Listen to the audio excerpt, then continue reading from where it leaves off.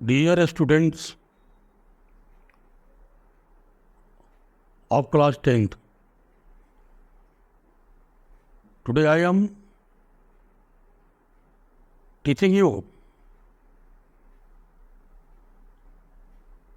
the human heart in a sequence in circulatory system. हम पूर्व के वीडियो में रक्त परिसंचरण तंत्र के दो इवेंट, पहला ब्लड और दूसरा ब्लड वेसल्स को हमने बताया। अब ये तीसरा जो इवेंट है वह है ह्यूमन हार्ट, मानव हृदय की संरचना कैसी है, ये कहाँ पर लोकेटेड होता है, उसका वजन कैसा होता है, कितना होता है, तो इन बात को जानेंगे। लेकिन थोड़ा सा उससे पूर्व हम लोग पीछे कुछ इवोल्यूशनरी क्रम में जाना है।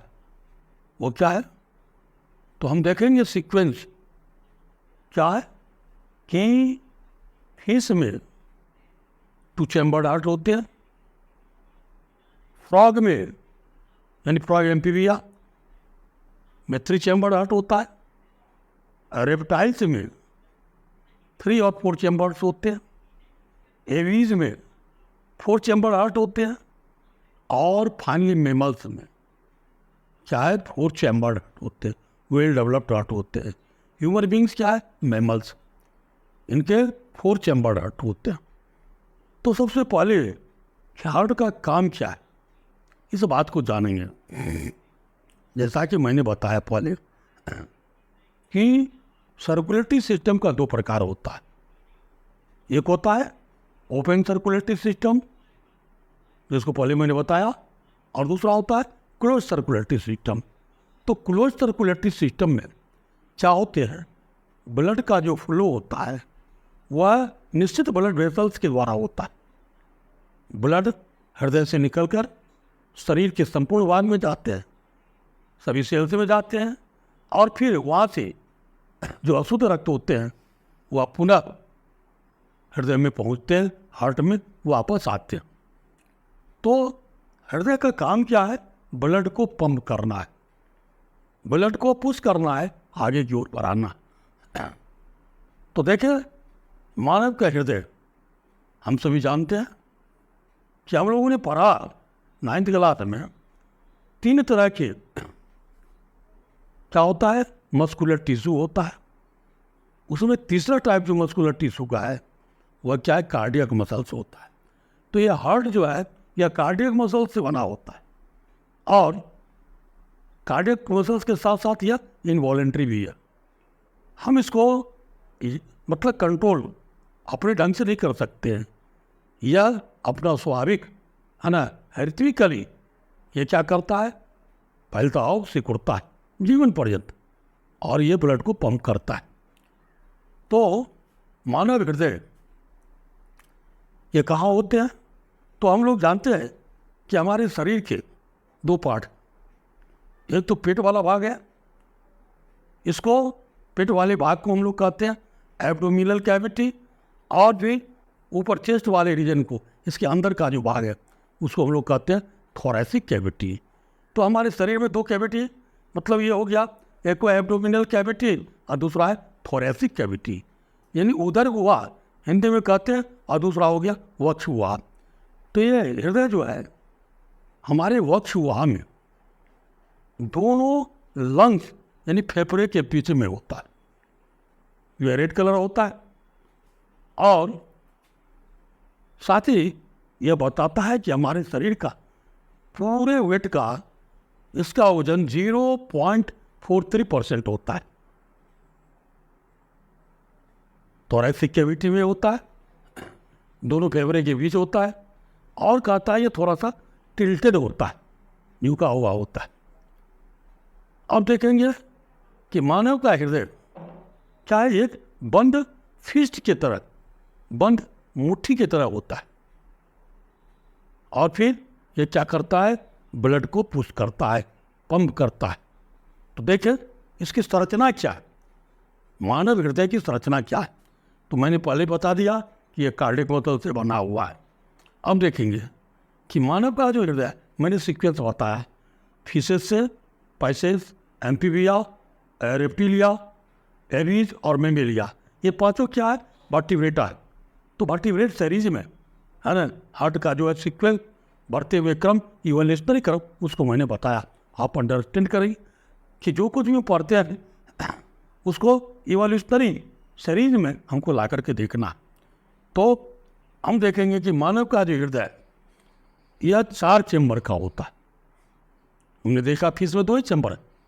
फीस में क्या है, एक ये हो गया ऑरिकिल और नीचे वाला होता है वेंट्रिकल, 2 ही चैम्बर है। लेकिन यहाँ पर देखते हैं कि मानव के हृदय 4 चैम्बर का बना होता है।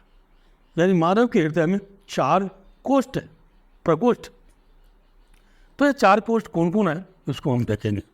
तो यहाँ देखें, ये जो कोष्ठ है, चैम्बर है, इस चैम्बर को कहा जाता है लेफ्ट एट्रियम या ऑरिकिल। ये हो गया बाया आलिंद, हिंदी में कहते हैं। और ये दाहिने ओर का, इसको कहते हैं राइट एट्रियम, एक वचन में। ये हो गया राइट एट्रियम, लेफ्ट एट्रियम और राइट एट्रियम। ठीक उसी के करस्पोंडेंस हम देखते हैं नीचे। ये ऊपर वाला 2 चैम्बर जो है, एक हुआ लेफ्ट एट्रियम, दूसरा हो गया राइट एट्रियम, लेफ्ट ऑरिकिल और राइट ऑरिकिल। वही नीचे की ओर देखते हैं तो ये हो गया लेफ्ट वेंट्रिकल और ये हो गया राइट वेंट्रिकल।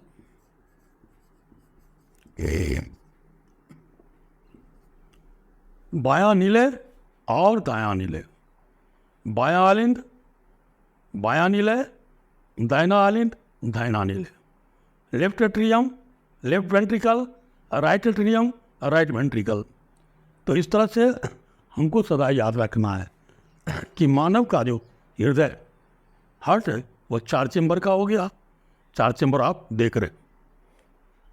और फिर क्या है कि ये जो 4 चैम्बर बना, तो आलिंद यानी एट्रियम को डिवाइड करने वाला एक वाल, ये इसको सेप्टम कहा जाता है। एक वचन में इसको सेप्टम कहते हैं, सिंगुलर, और बहुवचन में इसको सेप्टा कहते हैं। ते ऊपर की ओर एक वाल देखते हैं जो एट्रिया, बोथ एट्रियम को सेपरेट करता है, यानी लेफ्ट और राइट में एट्रियम को बांट रहा है। तो इस वाल का नाम क्या है, जरा आप देखेंगे, या किताब में देखे होंगे, तो इसका नाम या बता रहे हैं। इसको कहा जाता है इंटर ऑरिकुलर सेप्टम, याद रखिए। इसको कहा जाता है इंटर ऑरिकुलर सेप्टम।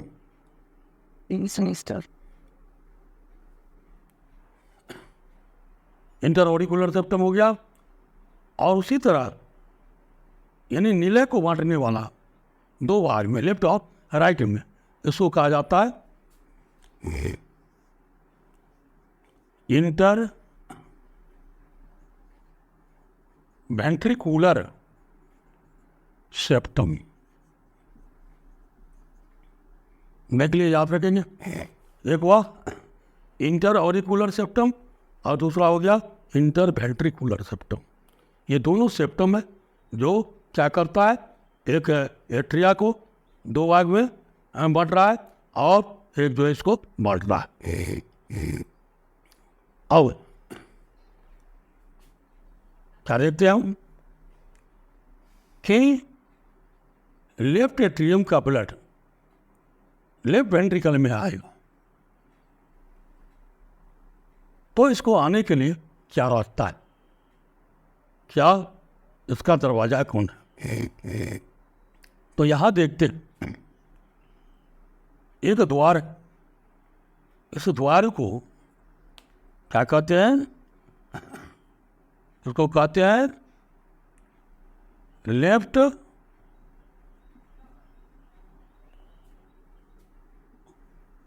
ऑरिकुलोवेंट्रिकुलर अपर्चर।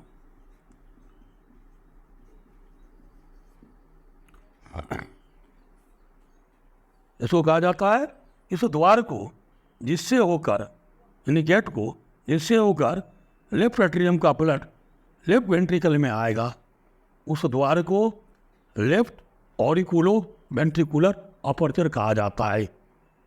इतना ही नहीं, यह अपर्चर क्या करता है, ब्लड को तो आने देता है वेंट्रिकल में, लेकिन पुनः वापस ब्लड को एट्रियम में जाने नहीं देता है। यह कैसे संभव होता है?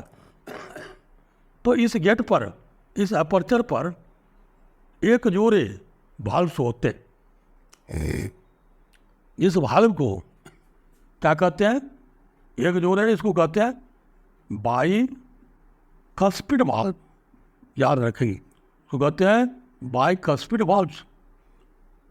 तो इस द्वार पर एक वाल्व है जिसको बाइकस्पिड वाल्व कहते हैं, द्विदलीय वाल्व कहते हैं। और ये द्विदलीय वाल्व क्या करता है, पहले रिलैक्स होता है, खुल जाता है, तो ब्लड का तो इस पर प्रेशर बनता है, तो ये खुल जाता है और चला आता है वेंट्रिकल में, और पुनः जो यह अपनी जगह पर प्लेट हो जाता है, तो लेफ्ट वेंट्रिकल के ब्लड को यह पुनः ऊपर लेफ्ट एट्रियम में नहीं जाने देता है। ठीक है, यही घटना राइट एट्रियम के साथ भी है। तो राइट एट्रियम के ब्लड को क्या है, राइट वेंट्रिकल में आना है, तो इसलिए चाहे यहाँ पर भी एक अपर्चर है, एक द्वार है, अपर्चर है। इस अपर्चर को ठीक उसी नाम से जाना जाएगा, लेफ्ट की जगह पर यहाँ पर राइट हो जाएगा। क्या हो जाएगा, राइट ऑरिकुलोवेंट्रिकुलर सेप्टम अपर्चर, है ना, राइट ऑरिकुलोवेंट्रिकुलर सेप्टम अपर्चर। अपर्चर का मतलब होता है द्वार। तो ये हो गया राइट ऑरिकुलोवेंट्रिकुलर अपर्चर। अब ये जो द्वार है, ये द्वार भी एक गेट रखता है, वह क्या है, त्रिदल है, मतलब इस पर 3 वाल्व लगे हैं, है ना। और इस 3 वाल्व होने के कारण यहाँ पर 3 वाल्व है, इसको ट्राइकस्पिड वाल्व कहते हैं। ये 3 वाल्व हैं, और 3 वाल्व को क्या कहते हैं, इसको ट्राइकस्पिड वाल्व्स। 3 वाल्व है, ट्राइकस्पिड वाल्व कहते हैं। और ये वाल्व क्या करता है, तो राइट एट्रियम के ब्लड को, है ना, राइट वेंट्रिकल में आने देता है, लेकिन जो ये आ जाता है ब्लड, ये पूरा अपनी जगह पर चलाता है और ये लॉक्ड हो जाता है, लॉक्ड अप हो जाता है। तो फिर ब्लड जो है रिटर्न, है ना, राइट वेंट्रिकल से राइट एट्रियम में नहीं जा पाता है। तो इस तरह से ये फेनोमेना होता है। तो अब इतनी बात को मैंने बता दिया कि मानव के हृदय 4 चेंबर है, 2 ऊपर का चेंबर, लेफ्ट एट्रियम और राइट एट्रियम, फिर नीचे लेफ्ट वेंट्रिकल और राइट वेंट्रिकल, दोनों का गेट हो गया अपर्चर, लेफ्ट ऑरिकुलोवेंट्रिकुलर अपर्चर और राइट ऑरिकुलोवेंट्रिकुलर अपर्चर। इधर 2 दलन है, बाइकस्पिड वाल्व है, इधर ट्राइकस्पिड वाल्व है। चलिए, इतनी बातों को हमने जाना, अब आगे हम लोग सुनते हैं। बहुत इंटरेस्टिंग है, समझने की ज़रूरत है, और एक बार ये समझ में आ जाने के बाद सदा याद रहेगा। तो देखिए, अब मैं पहले बताया कि रक्त जो है, ब्लड, यह 2 प्रकार के ब्लड होते हैं। एक होता है, मैंने पहले बताया, oxidative oxygenated blood, oxygenated blood, और इसी ब्लड को हम लोग प्योर ब्लड कहते हैं। वही दूसरा ब्लड है, उसको कहते हैं हम लोग डी ऑक्सीजनेटेड ब्लड और इम्प्योर ब्लड, अशुद्ध है। ठीक है, तो हमने पहले पढ़ा जाना कि जितने भी वेन्स होते वो वेन्स क्या करते हैं, शरीर के संपूर्ण भाग से, अपर पार्ट से और क्या कहते हैं लोअर पार्ट से, क्या करते हैं वो ऊपरी भाग से और निचले भाग से अशुद्ध रक्त को संग्रह करते हैं, और संग्रह करके इम्प्योर ब्लड को कहाँ लाते हैं, तो राइट एट्रियम में लाते हैं, राइट एट्रियम में लाते हैं। तो इसको पहले तो छोटे छोटे सिराओं द्वारा, ब्लड कैपिलरीज द्वारा ब्लड का संग्रह होता है, लेकिन बाद में लार्जर वेन्स के द्वारा क्या होता है, राइट एट्रियम में अशुद्ध रक्त आते हैं। तो ये लार्जर वेन, इसको कहा जाता है, यहाँ देखिए नाम है इसका, इसको कहते हैं सुपीरियर वेना केवा। ये क्या है, सुपीरियर वेना केवा, और ये शरीर के ऊपरी भाग से रक्त लाता है, अशुद्ध रक्त, और ये जो है इसको कहते हैं इंफीरियर वेना केवा, हो गया इंफीरियर वेना केवा। तो एक सुपीरियर वेना केवा, इसको हिंदी में कहते हैं अग्र महाशिरा, और नीचे वाले को कहते हैं पश्च महाशिरा। सुपीरियर वेना केवा और इंफीरियर वेना केवा, ये दोनों वेना केवा संपूर्ण शरीर का जो भी इम्प्योर ब्लड है, डीऑक्सीजनेटेड ब्लड है, उसको कलेक्ट करता है, और कलेक्शन के बाद उस ब्लड को राइट एट्रियम में डाल देता है। तो यहाँ पर जो हम देख रहे हैं, ये चाहे इम्प्योर ब्लड राइट एट्रियम में आया, और वहीं पर अब क्या देखते हैं आगे कि ये जो देख रहे हैं आप, ये क्या है, ये हाँ यह देख रहे हो, ये क्या है, pulmonary vein, pulmonary vein, when को सिरा कहते, फुफ्फुसीय सिरा हिंदी में इसको कहते हैं। तो ये पल्मोनरी वेन क्या करता है, हम सभी जानते हैं कि when always carry the impure blood, when जो है हमेशा इम्प्योर ब्लड को कैरी करता है, लेकिन here it is an exception, यहाँ पर क्या है, अपवाद है।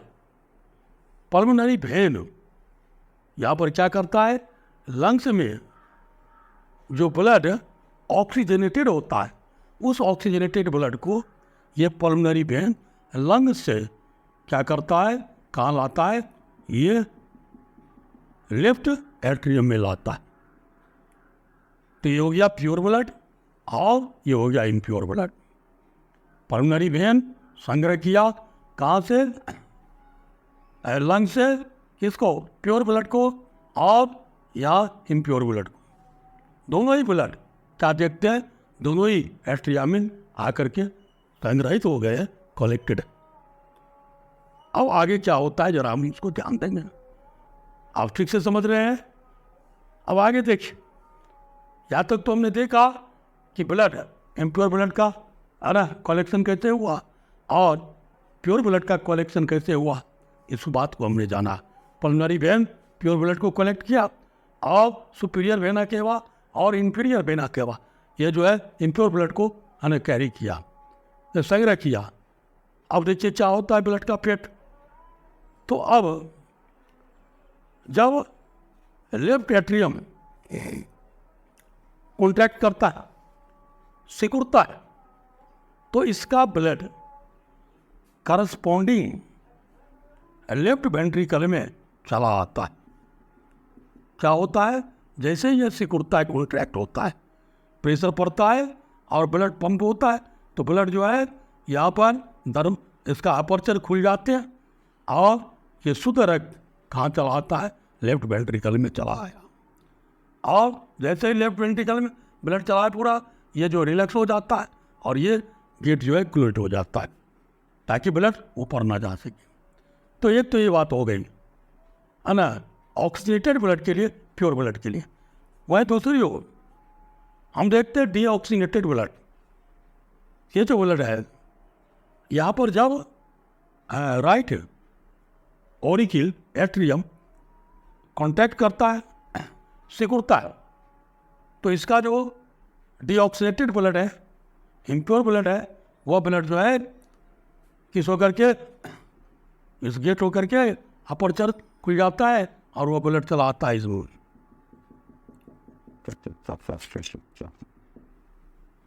यानी राइट वेंट्रिकल में चला आया, है ना। तो हम क्या देख रहे हैं कि राइट एट्रियम का इम्प्योर ब्लड राइट वेंट्रिकल में पहुंच गया। अब दोनों के जो द्वार है वह क्लोज हो गया। अब क्या होना है, अब जरा देखिए आगे, सोचिए विचारिए क्या होगा। तो अब वेंट्रिकल में भी कॉन्ट्रैक्शन आता है, तो जब लेफ्ट वेंट्रिकल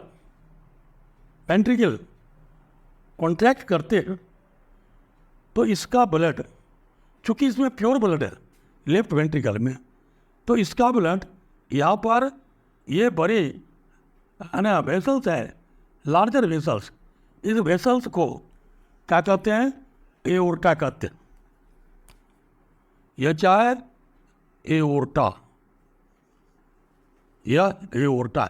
और यहाँ पर सेमिल्यूनर वाल्व होता है, इस होकर के शुद्ध रक्त इसका वेंट्रिकल का, लेफ्ट वेंट्रिकल का यह शुद्ध रक्त एओर्टा के द्वारा शरीर के संपूर्ण भाग में, एओर्टा को महाधमनी कहते हैं, महाधमनी के द्वारा पूरे शरीर में चला जाता है।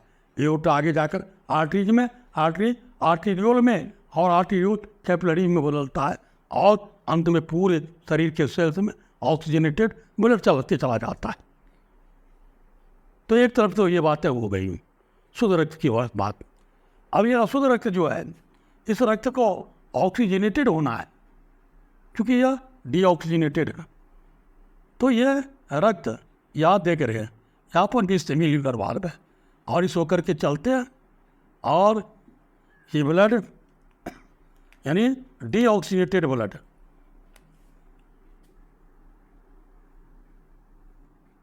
चलते हैं और इसको कहा जाता है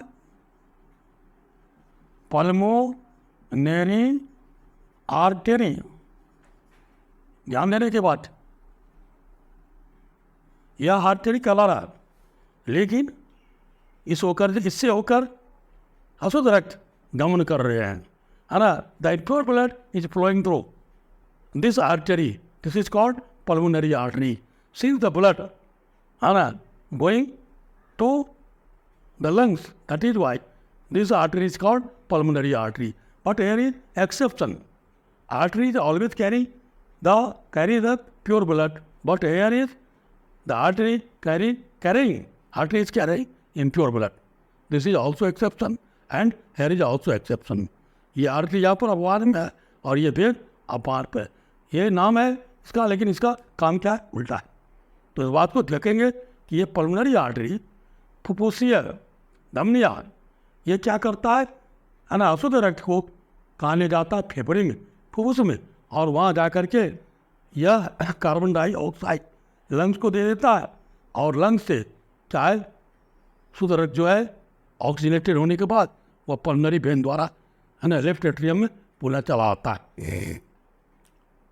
तो इस तरह से हम क्या देखते हैं, एक तरफ से अशुद्ध रक्त कहाँ लंग्स को जा रहा है और लंग से पुनः लेफ्ट एट्रियम में आ रहा है, और लेफ्ट एट्रियम से लेफ्ट वेंट्रिकल में आता है, और लेफ्ट वेंट्रिकल से शुद्ध रक्त जो है एओर्टा के द्वारा पूरे शरीर में चला जाता है, और फिर सुपीरियर वेना के बाद और इंफीरियर वेना के बाद अशुद्ध रक्त को लाते हैं, कलेक्ट करते हैं राइट एट्रियम, और राइट एट्रियम से राइट वेंट्रिकल में आता है, और फिर यहाँ से अशुद्ध रक्त पल्मोनरी आर्टरी द्वारा लंग्स में चले जाते हैं।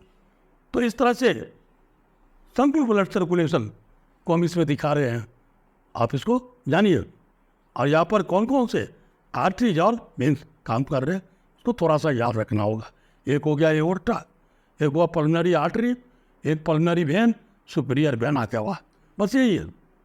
अब समझ गए आप कि कैसे ब्लड, फिर एक बार समझिए, वेना के बाद बोथ है ना brings the impure blood into the right atrium.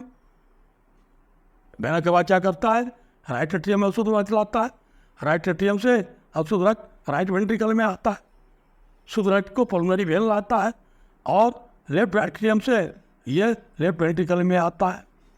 फिर जब ये दोनों से उड़ता है वेंट्रिकल, तो लेफ्ट राइट वेंट्रिकल का ब्लड ये पल्मोनरी आर्टरी द्वारा लंग्स में जाता है, और ये जो है शुद्ध रक्त इसका लेफ्ट वेंट्रिकल का या एओर्टा के द्वारा पूरे शरीर में चला जाता है। इस तरह से पूरे ब्लड सर्कुलेशन होता है। लेकिन कहा जाता है कि since once a time blood passes twice in one cardiac cycle, one cycle of circulation of blood passes twice through the heart. एक कार्डियक साइकिल में, एक चक्र में ब्लड सर्कुलेशन के है ना ब्लड जो है दोबारा पास करता है। अतः इस तरह के ब्लड सर्कुलेशन को क्या कहते हैं, डबल ब्लड सर्कुलेशन कहते हैं, दोहरी परिसंचरण की क्रिया कहते हैं। मानव में दोहरी परिसंचरण तंत्र है। वैसे पूरे परिसंचरण तंत्र को दो भाग में, एक हुआ पल्मोनरी सर्कुलेटरी सिस्टम है ना, और दूसरा हो गया सिस्टेमिक। तो पल्मोनरी के द्वारा पूरे लंग्स में, और फिर सिस्टेमिक है ना सर्कुलेशन के, पल्मोनरी सर्कुलेशन और दूसरा हो गया सिस्टेमिक सर्कुलेशन। तो पल्मोनरी सर्कुलेशन के द्वारा लंग्स में जाते हैं, और सिस्टेमिक सर्कुलेशन के द्वारा ब्लड जो है शरीर में जाते हैं। तो इस तरह से संपूर्ण ब्लड सर्कुलेशन की क्रिया मानव में होती है। अब इसमें सबसे बड़ी महत्वपूर्ण बात है कि इसका सेपरेशन है ना चैम्बर का जो है, यह सबसे बड़ी महत्वपूर्ण है कि चैम्बर क्यों बने हैं। तो चैम्बर इसलिए बने हैं कि ब्लड जो है वह मिक्स अप नहीं हो। ब्लड जितना अलग रहता है वह उतना ही एफिशिएंट वर्क करता है, और ऑक्सीजन का जो मतलब कैरिंग कैपेसिटी है वह अधिक होता है। और मानव की उस रक्ततापी है ना, मानव में क्या है टेम्परेचर जो है कांस्टेंट होता है, और क्या है शरीर को कांस्टेंट टेम्परेचर और शरीर को अधिक ऊर्जा मिले, इसलिए क्या है डबल सर्कुलेशन की व्यवस्था नेचर ने किया है ह्यूमन में। चलिए इसीलिए चाहे सेपरेशन है, चैम्बर्स बने हैं, ठीक है। तो इस तरह से हम क्या देख रहे हैं यहाँ पर, डबल, ये जो डायग्राम बन गया ये क्या शो कर रहा है, double blood circulation in human beings.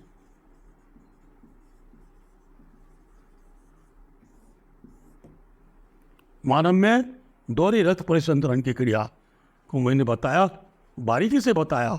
आप सदा के लिए इसको वीडियो को देखेंगे, याद रखेंगे, और आपको हर परीक्षाओं में ये जो है काम आएगा। और बोर्ड की परीक्षा के लिए ये तो CBSE बोर्ड की परीक्षा लिए सबसे महत्वपूर्ण है, इसलिए इसको आप ज़रूर देखेंगे, वीडियो को लाइक करेंगे, शेयर करेंगे, और मेरे इस चैनल को आप सब्सक्राइब करेंगे। धन्यवाद।